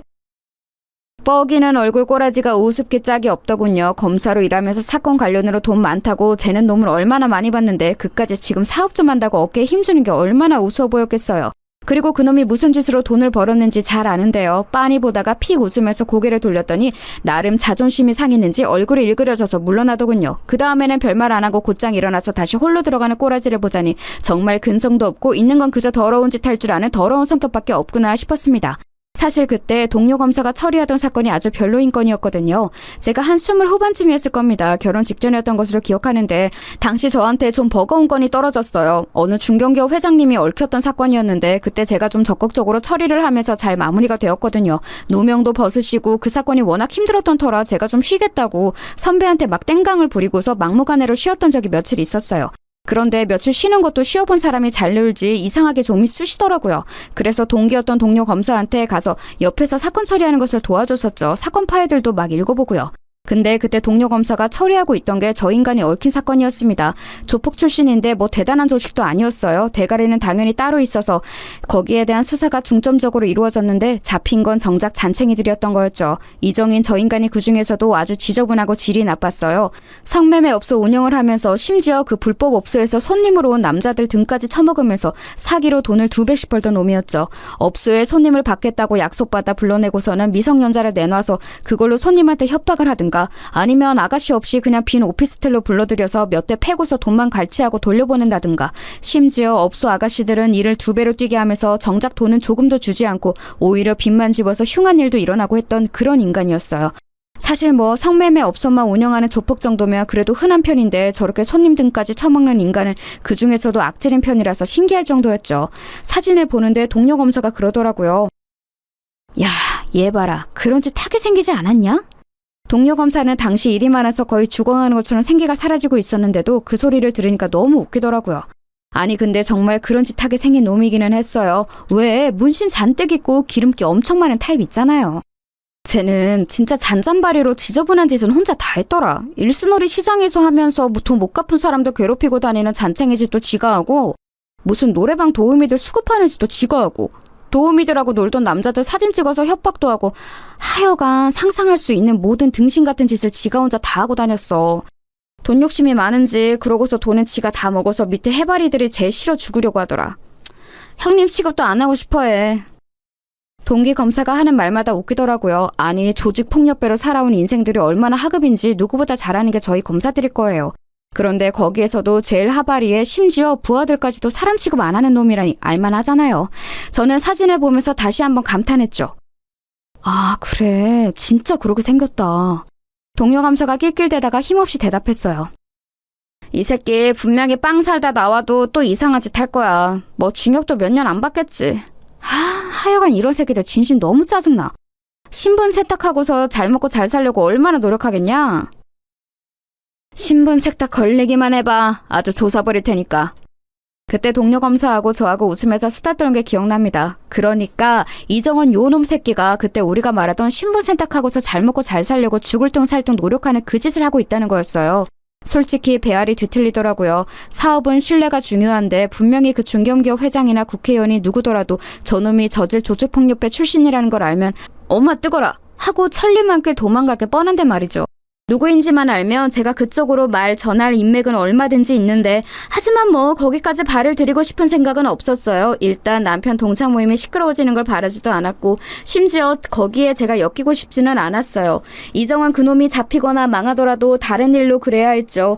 저는 화장실에 들러서 대충 메이크업을 손질하고 머리도 다시 만진 이후에 홀로 들어갔어요. 이리저리 홀을 둘러보는데 남편은 여전히 함께 있던 친구들과 있더군요.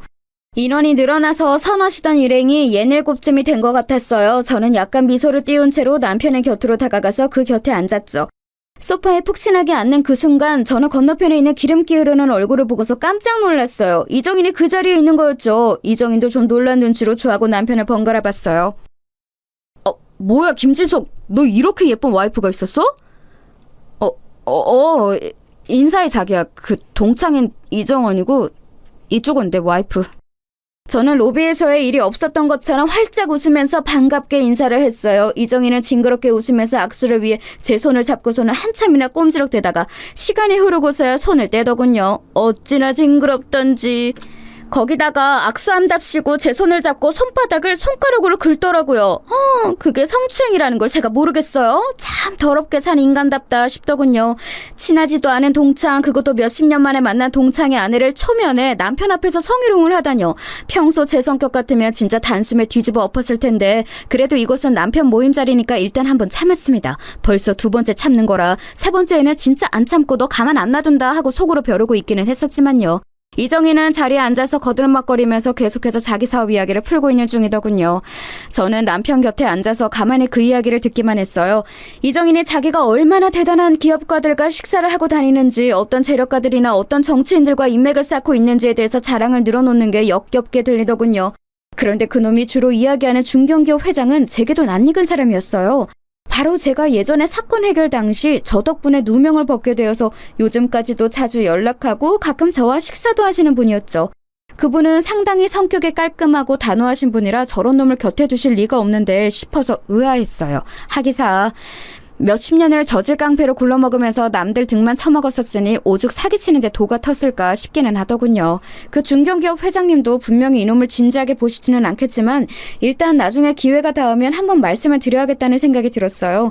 저놈이 만난다는 국회의원도 가만 들어보니 그 회장님 인맥으로 만나게 된 사람인 것 같았고요. 너 잘 걸렸다 싶어서 저는 그 자리에서는 그냥 입 다물고 얌전히 있었어요. 아니, 얌전히 있으려고 했다는 게 정확하겠네요. 별다른 일이 없었다면 그 자리는 그대로 파했겠지만 곧 이정인이 저한테 몸을 돌리고서는 고개를 쭉 빼더군요. 재수씨, 그거 알아요? 야, 진석아, 너 그거 이야기했어? 뭘 이야기해? 우리 와이프 내 친구들 잘 몰라. 아, 그럼 이야기 안 했겠구나? 너 쪽팔려서 말 못하긴 했겠다. 그놈은 남편을 한껏 비우는 듯한 얼굴로 말했어요. 남편은 순간 화가 울컥 치미는 얼굴이었지만 원체 순한 사람이었기 때문에 한 번 꾹 참는 얼굴이었죠. 저도 남편이 여기서 나가서는 건 바라지 않았어요. 대체 무슨 소리를 할지 궁금하기도 했고요. 재수씨, 진석이 이 새끼 제 꼬봉이었어요. 고등학교 때 어찌나 말을 잘 듣던지. 그렇게 말하면서 천박하게 이를 데 없이 낄낄거리고 웃더군요. 솔직히 남편의 성향이라든지 이정원 이 새끼의 존재를 알게 되면서부터 고등학교 때 당연히 그랬으리라 생각은 했어요. 그래서 놀랍지도 않았죠. 다만 제가 놀라웠던 건 그걸 와이프 앞에서 말하는 저 멍청한 머리였어요. 꼬봉이라는 게 뭔지 알아요? 아, 여자들 잘 모르지? 여자 고등학교에도 양아치 정도는 있죠? 근데 남고는 달라요. 재수씨, 센 남학생들이 샌님들 다 끌고 와서 심부름 시키는 거, 여기 이 진석이가 내 말을 참 잘 들어줬지. 그치 진성아? 그만해라. 너 좀 많이 마신 것 같다. 실제로 그놈은 술이 꽤 취한 것 같았어요. 하지만 술은 마셨다고 해도 분명히 제정신인 건 너무도 나도 다 아는 사실이었고 저 역시도 그냥 그대로 넘어가줄 생각은 없었죠. 다른 건 몰라도 제 배우자인 남편을 조롱하고 악담한다는 사실을 그냥 두고 볼 수는 없잖아요. 그래서요. 계속해 보시죠. 제가 차가워진 것도 별로 상관하지 않는 건지 아니면 아는 척도 안 하는 건지 이정환 그놈이 계속 얼굴을 제 쪽으로 기울이고서는 짓거리더라고요.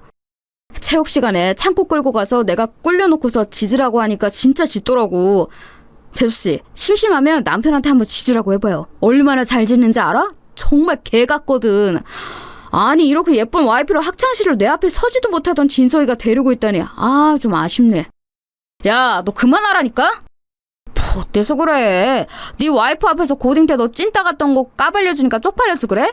야, 부끄러워하지 마. 너 지금도 그렇잖아. 돈 버니까 때깔은 좋아졌다만 여기 알맹이가 어디 갔겠어? 그러면서 그놈이 남편 가슴께를 손으로 툭툭 치더라고요. 그 손목을 확 잘라버리고 싶은데 남편이 얼른 그 손을 치워버렸어요. 제 표정이 험악해지는 걸 본 거였겠죠. 너 진짜 왜 이렇게 창피하게 구냐? 재수씨 들어봐요. 난 저 새끼 완전히 사람 구실도 못할 줄 알았거든. 아니 기라면 기는 새끼가 어디 가서 무슨 남자 노릇을 해. 그런데 지금 재수씨 보니까 그래도 남자 노릇은 기막히게 하는 모양이네. 이정희는 실실 웃으면서 정말 더러운 말을 이어갔어요. 사실 말버릇이 고약한 건 이상한 일은 아니었죠. 조폭따까지 출신, 거기다 성매매 업소 운영하면서 남자들 사기까지 처먹던 새끼였으니 오죽하겠어요. 거의 인생 폐기물에 가까운 놈이었으니까요. 그래도 반반한 와이프까지 얻어가지고 말이야. 너 진짜 출세했다. 내가 사업하는데 너 고용해줄까? 너 지금 회계사랬나? 야, 멀쩡한 회사 다니고 있긴 하냐? 여봐요 재수씨, 그러지 말고 내 비서로 들어올래요? 온갖 더러운 말을 쏟아내다가 이정원은 제가 안색이 좋지 않았는지 곧 손사래를 치면서 실실 웃었어요. 아니 재수씨 칭찬이에요, 칭찬. 재수씨가 얼마나 예쁘면 내가 이렇게 칭찬을 하겠어. 고마운 줄을 알아야지. 야, 너 진짜 그만 못해? 결국 참다 못한 남편이 폭발하려고 일어나려는데 제가 손을 잡아서 못 일어나게 막았어요. 남편은 일어서려다가 주저앉은 채 저를 봤죠. 약간 멍청해진 순한 얼굴이 귀여웠지만 그게 중요한 때는 아니었어요. 저기 이정인 씨. 왜요 재수씨? 지금 보니 목소리도 예쁘네. 저는 검사 생활을 오래 하면서 저런 놈들 성향을 잘 알았어요. 여자 보고 예쁘다고 하는 게 정말 예뻐서가 아니라 좀 기가 세 보이는 여자를 눌러서 기선제압을 하고 넌 그냥 내 눈요깃거리나 되라는 메시지를 주는 거였죠. 정말 우습게 짝이 없더군요. 명함 좀 줘봐요. 명함? 왜? 나한테 나중에 연락하게? 그놈이 비실비실 웃으면서 저한테 명함을 꺼내 내밀더군요. 그걸 받고서 저는 백 속에서 제 명함을 찾아 대충 그 앞에 던져주고서 핸드폰을 꺼내서 전화를 걸었죠. 신호가 가고 있는데 제 명함을 주워서 본 이정인 얼굴색이 순간 하얗게 질리더군요. 당연하죠. 새로 판 변호사 사무실 명함이었으니까요. 그리고 그때 마침 전화 저편에서 상대가 전화를 받더라고요. 저는 반갑게 인사하고서 말을 건넸어요. 어머야, 너 마침 전화 잘 받았다. 일하는 중이야?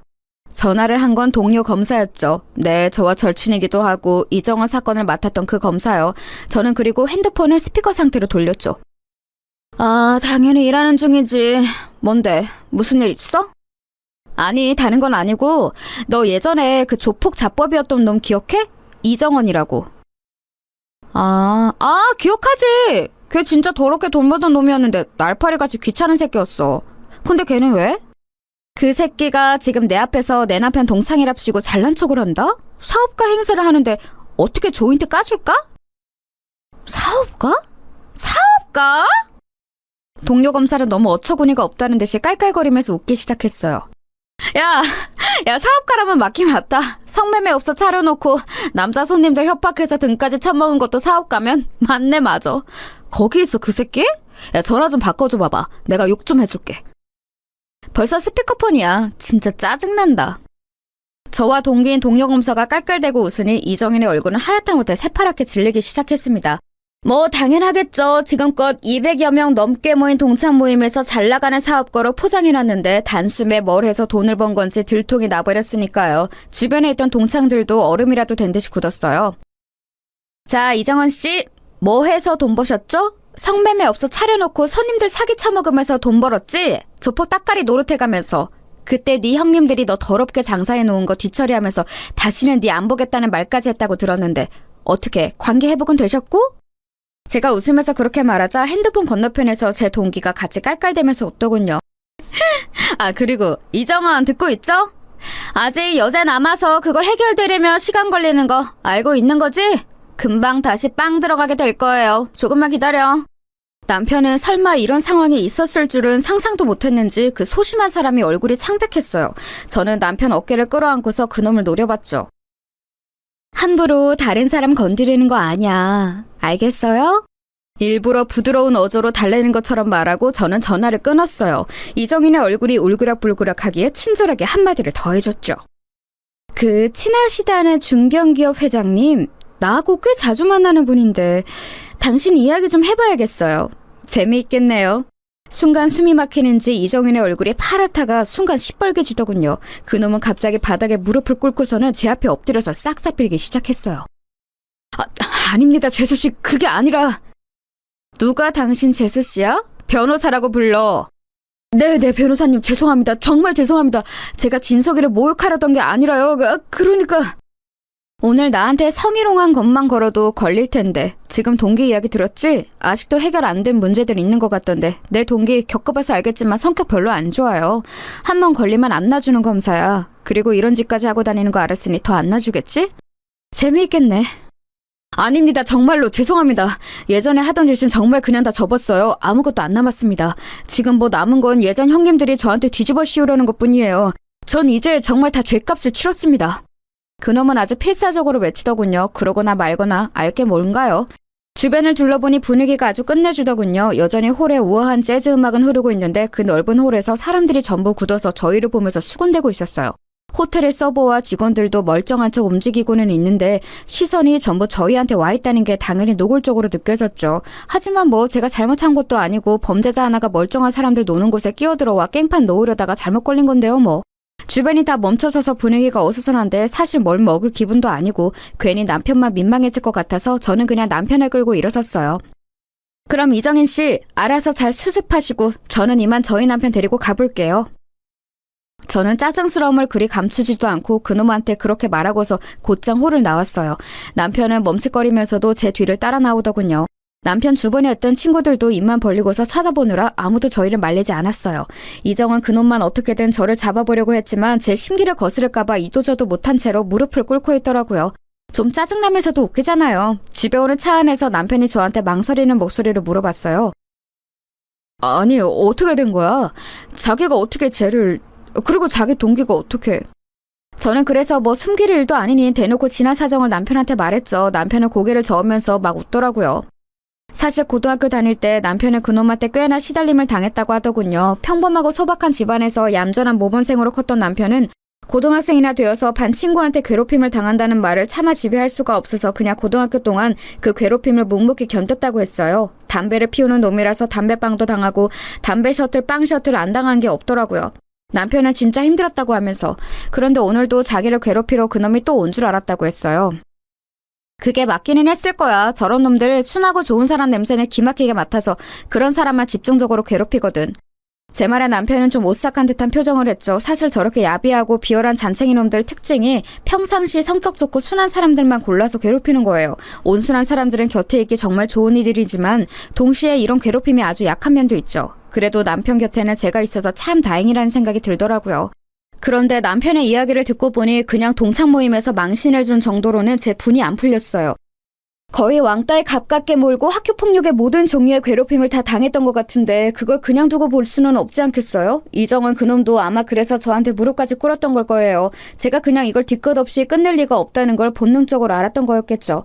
다음날 저는 일단 알고 지내던 그 친한 중견기업 회장님께 전화를 걸었어요. 대뜸 그 이정은 이야기를 꺼냈더니 그 친구 알고 있다면서 말씀을 하시더라고요. 그래서 제가 그놈이 이러저러한 놈이고 과거에 제 동료 검사가 잡았던 조직폭력배 잔챙이 놈이라는 말씀까지 드렸어요.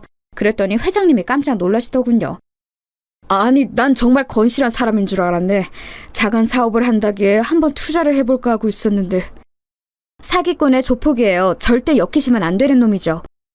회장님은 알았다면서 몰랐으면 큰일 날 뻔했다고 한숨을 쉬셨어요. 왜 주변 사람들이 그런 사기꾼을 못 걸러냈나 했더니 이놈이 회장님이 골프를 치고서 그 이후 소박한 식당에서 술 한잔을 즐기신다는 걸 이용했더라고요.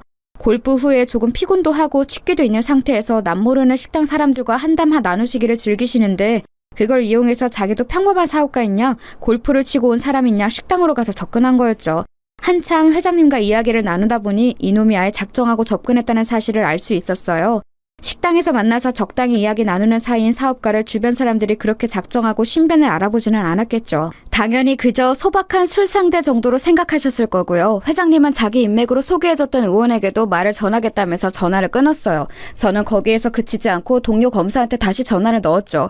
법조계에 있는 사람들이 가지는 가장 큰 자산이 뭐냐고 물으신다면 저는 물론 다른 지식이나 경험도 있지만 무엇보다 인맥을 가장 먼저 꼽을 거예요. 그만큼 동기들은 서로의 일을 자기 일처럼 도와주거나 나서주고는 했었죠. 동료 검사한테 전화하니까 너무 반가워하더라고요. 그 새끼 지금 좀 이잡듯이 뒤지고 있다고 빵 다녀와서 대체 뭘 한 건지 사업가인 척 여기저기 많이 뿌려놓은 것 같다면서요. 동기가 맡고 있는 사건 중 그놈 관련한 게 있었는데 그것 때문에 형사님하고 어지간히 이야기를 많이 나누는 것 같았어요. 원래 좀 후순위로 밀릴 사건이었는데 저하고 나눈 통화 때문에 확 순위가 당겨진 거였죠. 그래서 일단 제가 파악한 회장님하고의 관계도 걔한테 알려주고 전화를 끊었죠. 며칠 뒤 남편이 머뭇거리면서 저한테 말하더라고요. 자기야 혹시 이정원 걔하고 관련해서 자기가 뭔가 한 거 있어? 아니 별다른 거 한 거 없는데 왜? 아니 그 녀석이 갑자기 나한테 전화를 해서 네 와이프 뭐하고 다니는 거냐고 소리를 지르길래. 아하 소리를 질렀어? 간이 배밖에 나왔네. 그때쯤에는 슬슬 진짜로 열이 받더라고요. 저한테는 대놓고 건방지게 못 굴면서 순하디 순한 남편한테만 전화해서 소리를 질렀다 이거였죠.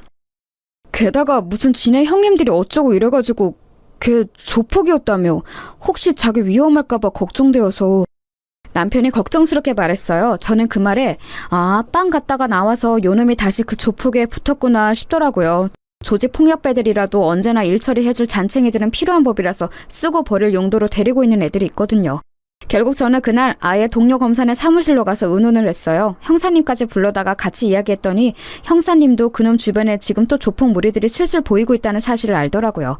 그래서 그놈이 그 회장님한테 이야기했다는 사업 상세 사항을 회장님한테 다시 전화해서 전달받고 그걸 토대로 해서 수사에 도움이 될 만한 정보들을 많이 정리했죠. 결과는 뭐 간단했어요. 알아봤더니 겉으로는 깨끗한 척 법인을 세워서 사업하는 것처럼 하고 뒤로는 조폭 사업을 벌이려고 했더라고요. 그 회장님한테는 다른 업종인 척하고 투자를 받으려고 했고 국회의원과 인맥을 만들어서 뭔가 하려고 했었나 봐요. 그렇게 거대한 조폭 패거리는 되지 못해서 아직 기반이 없었기에 이제 막 만들려고 했던 거죠. 걔네들도 멍청하지. 그 일을 이정원같이 멍청하고 나대는 놈한테 맡기면 어쩌나요? 좌우간 성매매 업소하고 도박 업장까지 차려놓은 걸 덮쳐서 형사님이 아주 뿌듯해하셨어요. 동료 검사 역시도 신나게 사건 처리를 해서 엄청 세게 구형했고 재판부에서도 인정해 주었죠. 일이 진행되는 동안 남편은 엄청나게 불안해했어요. 사실 그동안 제가 검사 일을 하면서 거친 범죄자들하고 마주하는 경우가 많아서 남편이 힘들어했는데 변호사 개업하면서 그런 일은 없겠거니 했거든요. 하지만 또 이런 일이 생기니 남편이 많이 마음고생을 했죠. 그래도 나름 속전속결로 일이 끝났고 결국 그 잘난 척하던 이정원 씨는 사업가인 척하던 일을 접고서 다시 빵에 들어가야 했어요. 덩달아 같이 엮인 조폭 형님들까지도 굴비 두릅처럼 같이 엮어 잡혀서 들어가게 되었죠. 일부러 동료 검사와 형사님이 같이 이 모든 일의 시초가 이정원이라는 사실을 그 조폭 패거리들한테 흘려서 아마 감옥에서 나와도 제가 아니라 그 형님들을 걱정해야 할 거였어요. 그런데 사실 이 일의 시작이 이정원이었던 건 맞죠. 뭐 일단 그놈이 처음부터 멀쩡하게 굴었다면 제가 괘씸하게 여겼을 일도 없었을 거고 나름대로 평화롭게 그 불법적인 사업이라는 걸 조금 더 오래 추진할 수 있지 않았을까요?